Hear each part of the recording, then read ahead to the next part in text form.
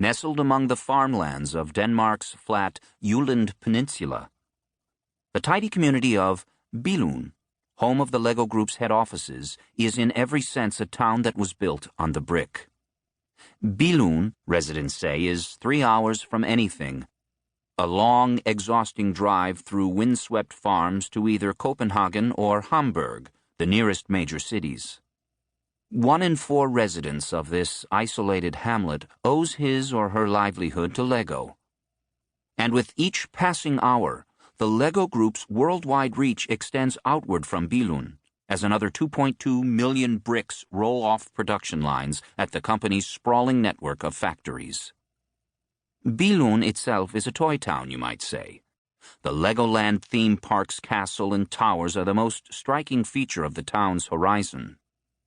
The neat rows of yellow brick houses, topped with red tile roofs, have the symmetry and stolidity of a little LEGO streetscape. So does the brick-inspired lobby of the LEGO Group's headquarters, where gigantic LEGO studs and tubes protrude from the floor and ceiling. In every conference room, there's a clear plastic bowl filled with LEGO bricks. On nearly every desk, there's an array of extravagant LEGO creations. Watching staffers bustle along the neon red and yellow hallways, it's easy to imagine them as LEGO minifigures, with those sunny skin tones and preternaturally happy faces. If there is such a thing as a factory of fun, it is here, in Billund. And yet life was no fun and games in the Billund of the 1930s when LEGO was just a startup. Back then, the village was little more than a smattering of farm cottages scattered along a railway line, a place where farmers scraped out a hard living from the surrounding moors. In a letter written just after World War I, Billund was dismissed as a God-forsaken railway stopping point where nothing could possibly thrive. It would be difficult to dispute the writer's claim. The Great Depression had shattered the local economy, which was almost entirely based on agriculture.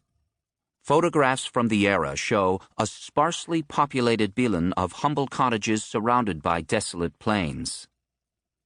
How, then, did LEGO defy the odds, ascend from a carpenter's small workshop on the Jutland Plains, and arrive in almost every playroom the world over? How has it managed to consistently deliver products, year after year and decade after decade, that fire kids' imaginations? How was LEGO built to last for most of the 20th century? LEGO owes much of its enduring performance to a core set of founding principles that have guided the company at every critical juncture over its 80-plus years. First principle: values are priceless. Every venture, at its inception, is imbued with a core purpose and set of values that emanate from the founder, shape the organization's culture, and largely define its future, for good or ill.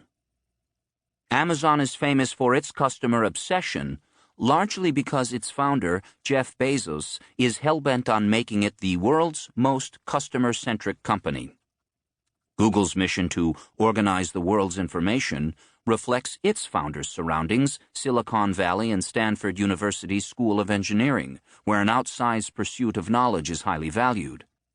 And in Bentonville, Arkansas, Walmart founder Sam Walton's frugality and competitive fire continue to define his company's core ethos of always low prices. Ola Kirk Christensen, a master carpenter who founded LEGO in Billund in 1932, instilled the company's quintessential value in its name, a combination of the first 2 letters from 2 Danish words, leg godt, or play well.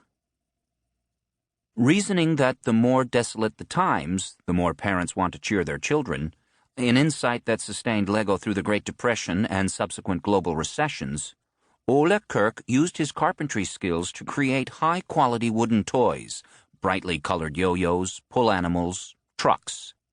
And he framed the company's overriding philosophy, which holds that good play enriches the creative life of a child as well as that child's later adult life.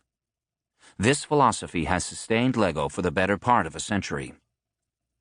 Over the decades, LEGO has refined and reinterpreted its mission, to infuse children with the joy of building, pride of creation, to stimulate children's imagination and creativity, to nurture the child in each of us. But on a fundamental level, the company's goal has stayed remarkably consistent and is probably best expressed in its current iteration: to inspire and develop the builders of tomorrow.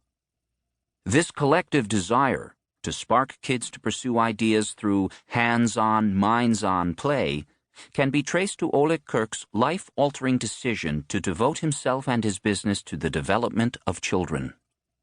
Looking back on the earliest days of his startup, he later wrote, "Not until the day when I said to myself, 'You must make a choice between carpentry and toys,' did I find the real answer."